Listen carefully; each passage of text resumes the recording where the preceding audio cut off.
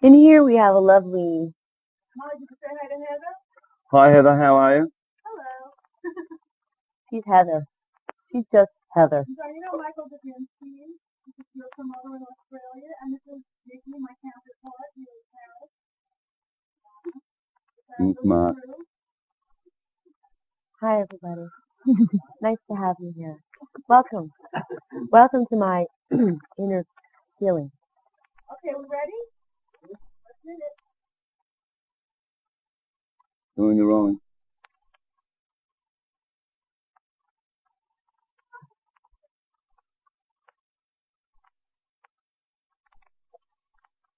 Sound okay with those people talking? Shut up back there.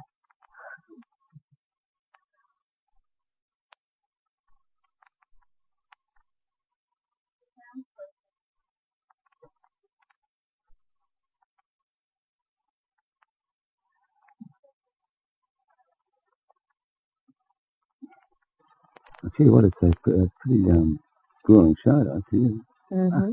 I mean, I thought the last one. No, this one's harder. It is indeed. Emotionally. Well, that's good, though. Not harder physically. Staging went well. Yeah. Yeah, we'll get into that in a minute. Okay. No, don't.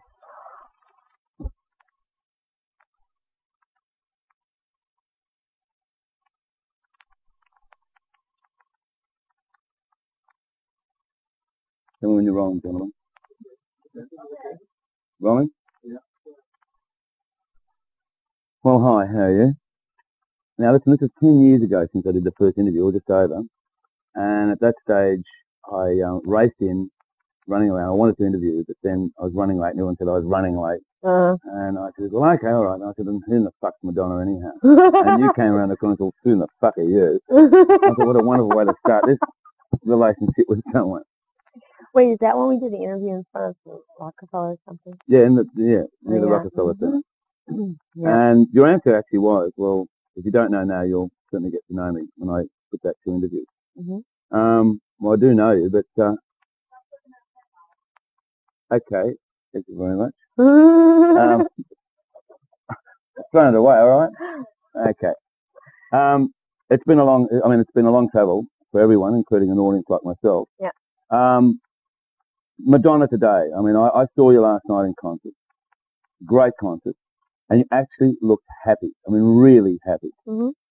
I am. Yeah? Happy, yeah. I have a good time doing the show. I don't know,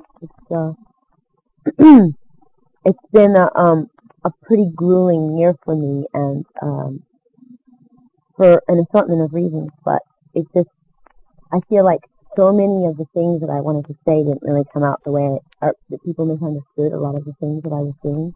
And I feel like with my show, no one can really get in the way of how I want to express myself. It's not a movie that someone else can edit. It's not a record that someone can talk over on the radio. It's not something that anyone can take out of context, because it's just the audience and me. And I feel an incredible sense of freedom. I feel like it's exactly what I want to say. You know what I mean? And I'm really proud of the show. And I guess the combination of those two things makes me happy. Well, now, before we actually get into the show itself, I mean, it's a really grueling show. Yeah. I mean, you're almost exhausted as an audience in the end. I mean, you know? Yeah. I mean, it's more exhausting than any other show I've ever seen you put. I thought the last one was pretty hectic for you physically and for your dancers and for everyone else. This one seems to be far more intense in that side of it. Yeah. It's much more emotionally exhausting. I feel like this isn't the kind of show that I can kind of walk through, like if I'm tired. I play a lot of different characters, and there's an emotional arc to it, like in theater, in a way, you know. And I have to sort of go on the journey every night. I can't just kind of go through the motions, sing the songs, and do the dance. That doesn't work. So I really am exhausted. Like, you know how you feel when you've had a really, really good cry or a really big fight with somebody, or, you know, when you're just drained, but your adrenaline, your heart is pumping, and that's how I feel at the end of the day. Okay, the girly show itself, the title. Yeah. Where was that inspired by? Or what was it inspired by? A combination. first of all, there's a painting that Edward Hopper did. Mm-hmm. He's one of my favorite painters. Do you own this painting? I don't own it, but I would like to own it. It's very expensive, and I'm sort of, you know. Oh, you're so poor. Well, I'm not. No, Hey, all right. No, I'm only joking. There was a I'm joke. not a spendthrift, though, and I No. don't like to throw my money away. So, actually, if I make enough money on this tour, it's going to be my reward. I'm going to buy it for myself because it's available. And I have had it hanging in my house. It's just a beautiful, poignant picture of a woman in a burlesque house, and like the audience, the expression on the audience's face, and the woman on the stage, just really inspired me. And then the show, actually, the first idea that I had for the show was the pole. The show opens the curtain, comes Which is up. sensational. Yeah. Well, actually, before you even start with the poll, I mean, the first part of the show where the audience sees is this wonderful, almost theatre with the red curtains and the like, as if you're really at an old theatre, which is what the burlesque, which is what the girly show. It's an old burlesque theatre with the red velvet curtains, and I wanted to create that feeling. You know, when you go into a burlesque house, it's vaudeville, but it's sexy, and people they can make a lot of noise. They're a rowdier audience. You know, more than like if you go and you sit in a musical, everybody sits and they hold their hands and they're very well behaved. And I didn't want it. I like the connotations of a burlesque house. That the idea that's what, when you call something the girly show, I mean, that's, I'm sure, what is in people's heads. Burlesque or vaudeville or that kind of thing. And so it starts with dancing girls and dancing girls.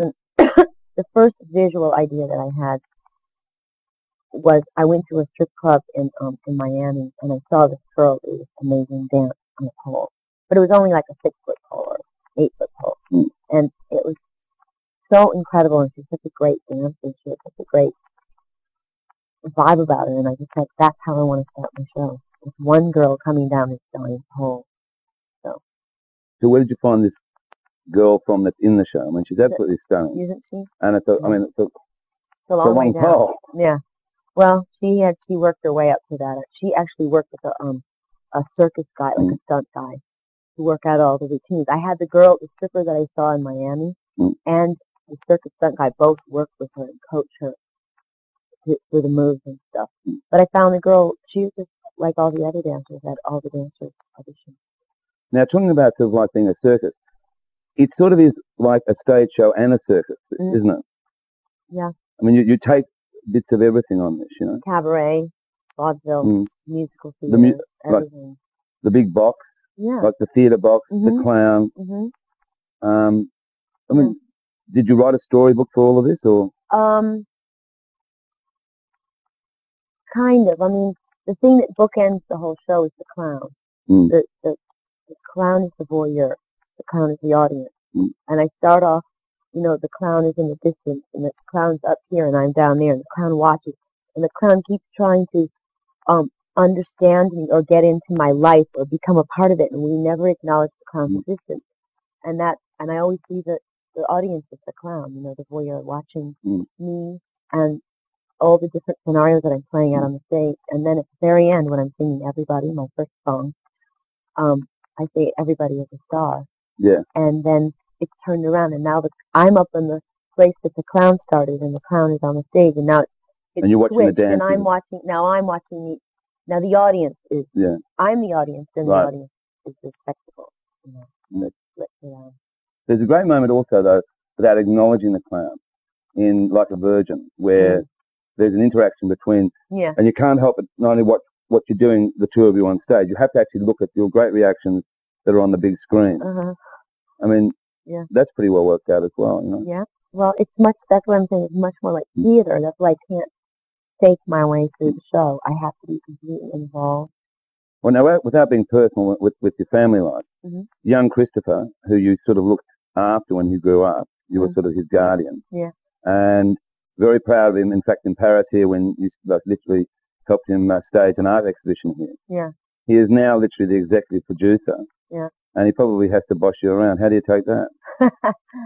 Oh, well, we do have our moments of friction, you might say. But the thing is, it's weird when you're really close to somebody. On the one hand,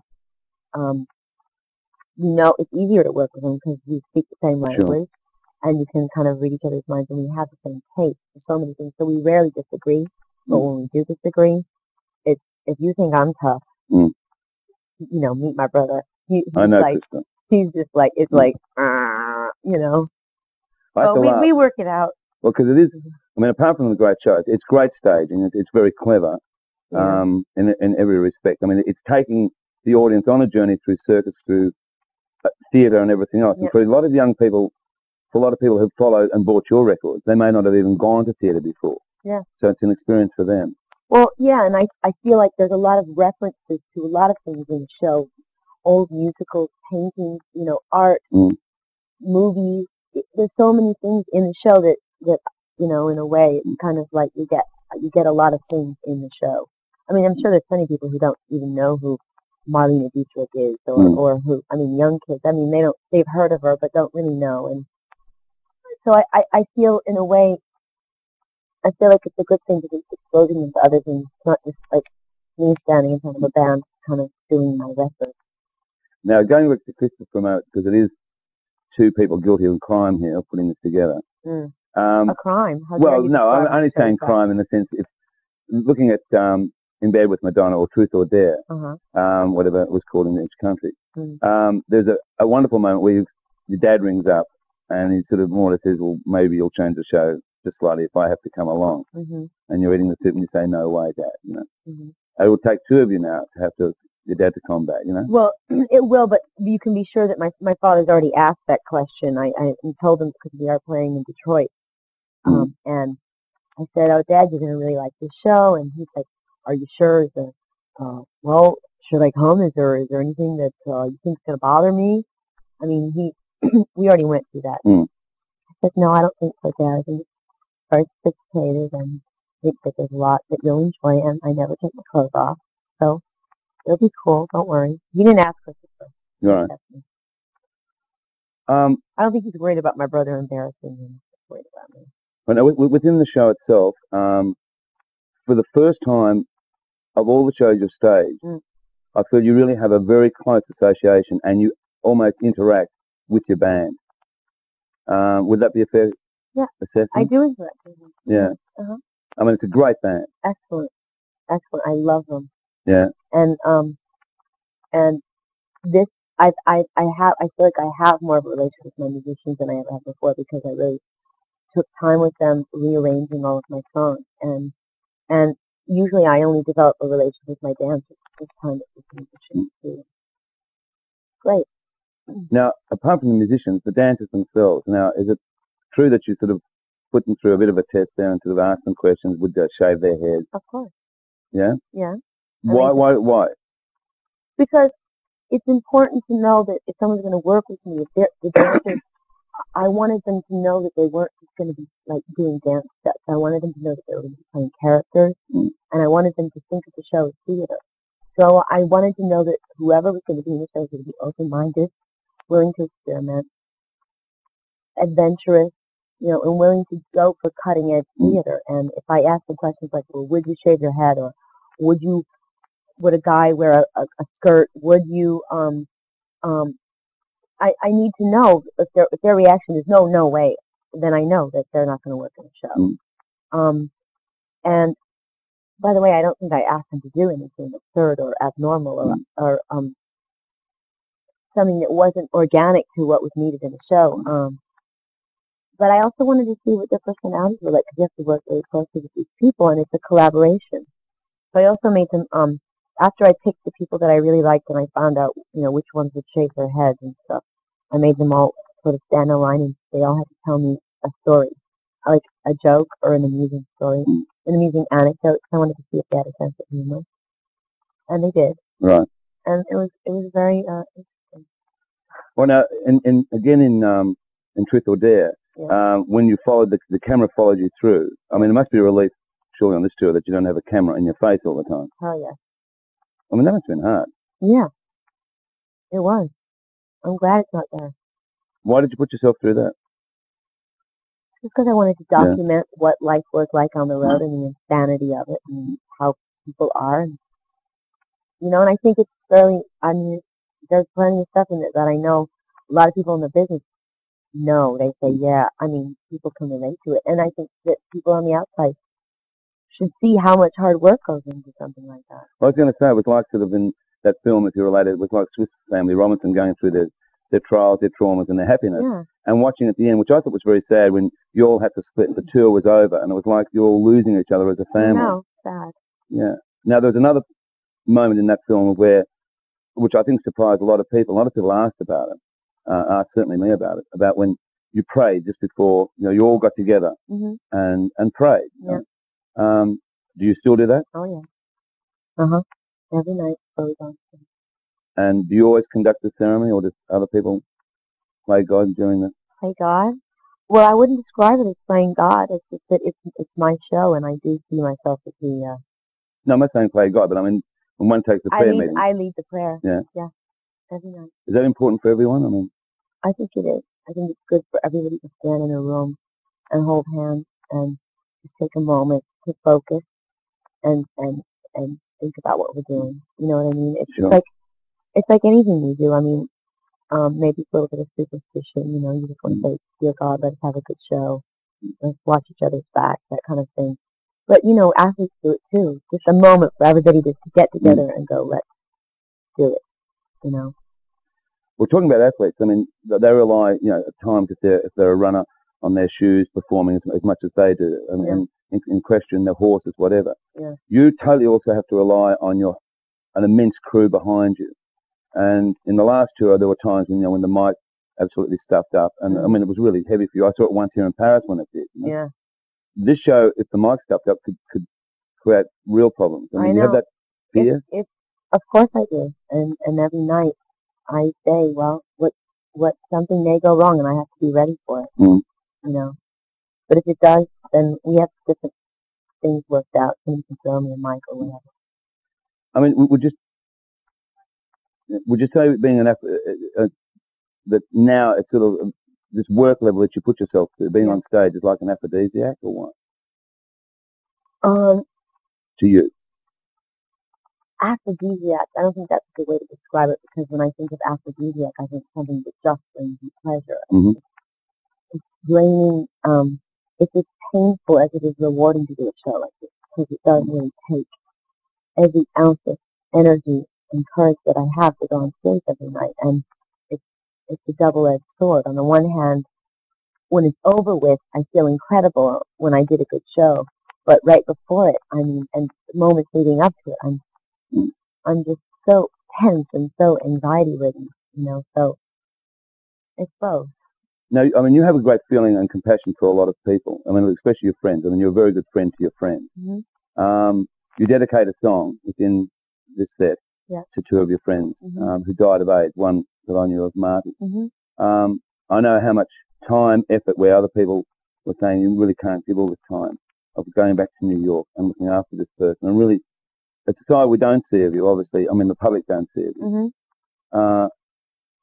The AIDS thing is obviously, I mean, many of your friends have died of AIDS, yes, absolutely. And that's why I always think it's necessary for me to take a moment to acknowledge that. I mean, sometimes when I'm in foreign countries, I think, oh, I'm not going to talk about what the song's about. They're not going to get it anyways. But then I just think, out of respect to my friends and out of respect to all people who have AIDS or have died of AIDS, I don't give a shit whether they understand it or not. I just have to say it. I do. Now, with this show, I mean, as I say, I mean, the public absolutely loved it. I mean, there's only been 5 concerts, London and now Paris. You obviously have to face sometimes a barrage of criticism, and people can just dismiss it, especially the London tabloids. I mean, do you ever get hurt though of some sort of criticism? I mean, that comes. Yeah. And how do you deal with that?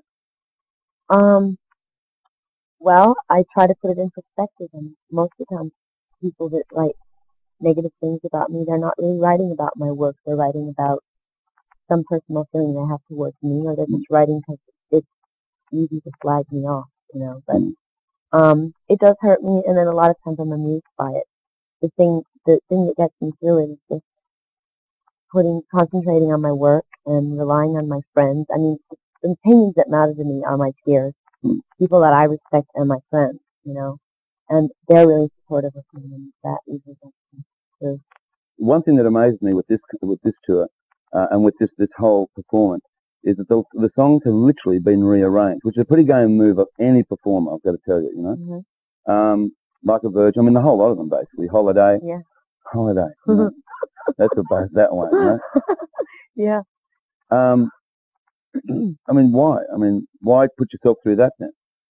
Well, why just get on stage and do my records? I mean, you could just go out and buy a record. Mm. I don't get it. I mean, it's theater. I have to entertain myself. I don't want to sing the same songs over, and especially something like a Virgin and Hardy. They're old songs, you know, and for me to be able to perform them, I have to give them something new. I have to breathe new life into them, so I give them new arrangements, you know. All right, giving new arrangements. I mean, you've literally directed this show. In your film career, I mean, we've got, I mean, Body of Evidence, I thought you did a great performance. You said you didn't like it because it maybe wasn't what the performance you wanted. Well, I like my performance too. I don't like the way it was edited, but I'm not in charge of that. Mm-hmm. I mean, would it be hard for you to be the director and be directed? You mean in a movie? movie? Be the director one moment and then have to be directed as a performer in the other. You mean in a in movie? Anything, movie, movie basically. I would not want to do both. No. I mean, I do. That's where my brother came in, because I need somebody to be objective, to stand outside and tell me what works and what doesn't work. If I ever directed a film, I don't think I'd want to ask him to. Mm-hmm. I mean, now, just on your acting, I mean, I think you're a great comedian. Mm-hmm. You've got a great sense of humour, but you show that through. I mean, like the thing you did for the presidential inaugural thing for Saturday Night Live, that was hysterical. You know, Mm-hmm. Even the timing in Dick Tracy Mm-hmm. was pretty astounding as well. Mm-hmm. Do you like the comedy side of things? Would you go into a film with comedy? Yeah. Yeah. Definitely. Just that, you know, what kind of, I mean, they don't write good comedies anymore. Snake Eyes. That's not a comedy. No, that's not a comedy. Did you see it? No, but I've heard it's very good. Yeah, it is. It's very dark though. Yeah. Yeah. Well, I mean, I'm really proud of it. I think that it's good, and I'm proud of my performance. But after I did that movie, I must say I was ready to do like triple slapstick, pratfall, incredibly, you know. Yeah, I'm in the mood for some comedy. Yeah. Yeah, tell me a joke. What about your rooster? I'll tell What you. about your rooster? The rooster. How is Well, that your was the model. The rooster's fine. Good. But the only thing was that when I woke up in the morning, I can't wake up to cock-a-doodle-doodle, and that was just it for me. All right. Okay. Why not? Because it's just too much at that time in the morning. Now, where were we? I mean, so let's get back to me. Let's get back to you, yes. The sex book. The sex book. Don't drool all over No, yourself. I did drool over this sex book, and coming from me, that's astounding, I reckon, you know? Yeah, because you've seen it all. Yeah. And done it all, mind you. Come on. Back to you, quickly. The back sex to book TV. There were some great shots in that. Again, though, you directed that basically? Well, I think Stephen Meldrum also has a lot to do with it. Yeah. A book that, I mean, it sold a lot. Some people said, well, she can't shock anymore. I mean, were you out to shock? Well, no. I mean, that's not my intention. My intention is to make a book of my sexual fantasy. That's what everybody's sort of obsessed with, because I get so shocked. I mean, this looks pretty sexy, this hat, then. Get out of here. It does. You think? I do. I think it looks very sexy. You don't think it looks sexy? Mind you, maybe it's because you're wearing a kilt. I think you need to get some sleep, Molly. Maybe it's because you're wearing a kilt. Well, I have this bruise right here. Is that sexy? Right there on my knee. Is that obviously from performing on stage? I hope it is. Well, I'm not going to tell you. Well, don't tell me. Is Madonna today? I mean, what else is there to do? I know. Oh, let me ask her. What else is there to do at the moment that you haven't done?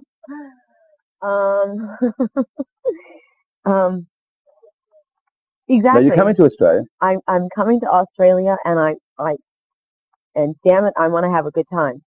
You've been telling me for 10 years that I have to come here, so I want to see kangaroos. Right. I want to hear everyone say good day to me. What else? You can have a barbecue. We'll throw a barbecue for you. And I want to have a Marmite sandwich. Yeah. Okay. Okay. What else? Well, what else? I hear they have some really, well, I've heard about the surfers and stuff. Mm-hmm. I haven't noticed them. You lie! No, my trainer says, like, there's some guy there, like, he's like a god there. He's like this really famous guy, blonde, long hair, muscular, like triathlon guy. Do you know who I'm talking Yeah, he's about? probably the Iron Man. What? Yeah, the Iron Man. What's Yeah. his name? Grant Kenny? Yeah, that's him. Right. Yeah. What's he like? He's a very nice bloke, actually, Madonna. Oh, okay. Yeah, no, I mean, Australia's going to be big. I mean, you realise that you sold record sales in record time to big stadiums. I think, can't wait. Yeah, I think they're in for a real. I mean, that's really what I'm looking forward to. I'm forward to going to places I've never been. Mm-hmm. You know, I mean, I'm glad to be here in France. And I'm glad to, you know, be playing New York and a lot of the places I have been. But I'm really excited about going to Australia and South America. If you finally, yeah, I'm saying good night. If finally you were on the way to Australia and the plane, came down, heaven help if it did, but you're stranded on a desert island. No, I ain't joking. Stranded on a desert island. Who would be the two people you'd like to be with on a desert island? And what book and film would you like to see? Oh my God! Two people. Two people? Well, my trainer, he has to be there. And I don't know. It's a cross between my the woman that waxes my legs and my dude. God, right. Now be serious. Two people. Two people. Rosie O'Donnell, because she's my best friend and she makes me laugh. Mm-hmm. And my trainer. Right. And one book. One book. Catcher in the Rye, because I could just read that over and over and over again. It's so funny. And one film.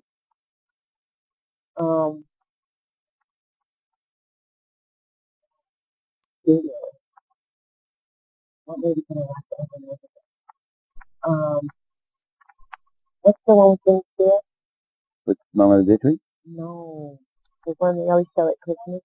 Wonderful Life. It's a Wonderful Life. That. Every time I see that movie, I cry. Well, it's time to go now, and it's been a wonderful. Hey, I was getting sentimental here, right? You just cut me off. I'm terribly sorry. Do you want? I haven't got a hand. Can I have a moment to cry? Absolutely. No, okay, that's it. Yeah. Isn't that boring? You probably didn't want this answer. That's me. No, I think that's exactly what we wanted. Because you had a wonderful life, right? I certainly have. Yeah. And there's many more to come. Yes. Yeah. Oh, incidentally, I mean, are you going to settle down one day, have a baby perhaps? Why can't I have a baby and not settle down? I'm just going to pop it right out. Thanks, Madonna. I'm looking forward to coming down to Australia, and I hope you don't have the baby there.